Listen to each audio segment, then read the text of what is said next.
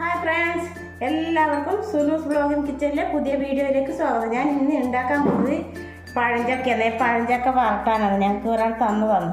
അപ്പോൾ കുറച്ച് പഴഞ്ചക്ക. അപ്പോൾ ഞാൻ വിചാരിച്ചു പഴഞ്ചക്ക വറട്ടി നമുക്കൊരു ചക്കയപ്പം ഉണ്ടാക്കിയാലോ എന്ന് വെച്ചിട്ടാണ്. കുറച്ച് പഴഞ്ചക്ക കിട്ടി.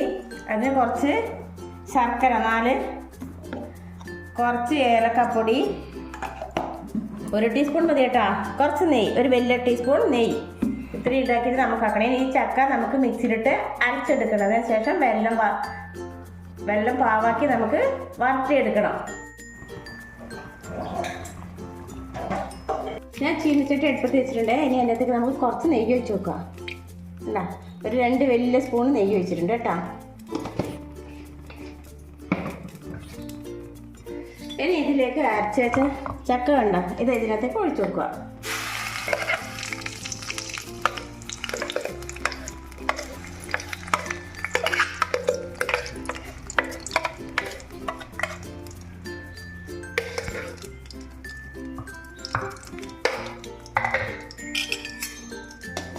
കുറച്ചൊന്ന് ഇളക്കുക. ഇതിലേക്ക് നമുക്ക് പാവക്കം വെച്ച് വെള്ളം അതുകൂടി ഒഴിച്ചു കൊടുക്കണം. ഇത് നല്ലപോലെ വറുക്കണം. ചക്ക വറുത്തത് കണ്ട, അടിപൊളി ചക്ക വറുത്തതായി കണ്ട. ഇനി നമുക്ക് ഇതിനകത്തേക്ക് ഒരു 1/4 ടീസ്പൂൺ ഏലക്കായ്പ്പൊടി ഇടണം. ഇത് നമുക്ക് ദോശക്ക് തിന്നാം, ചപ്പാത്തിക്ക് ഇഷ്ടമുള്ളൊക്കെ ചപ്പാത്തിക്ക് തിന്നാം, വെറുതെ തിന്നാം, എല്ലാം ചെയ്യാം കേട്ടോ. നല്ല ടേസ്റ്റാണ് കേട്ടോ. കണ്ട, അടിപൊളിയാണ് കേട്ടോ. നമ്മളെ ചക്ക വറുത്തത് റെഡി ആയിട്ടുണ്ട്.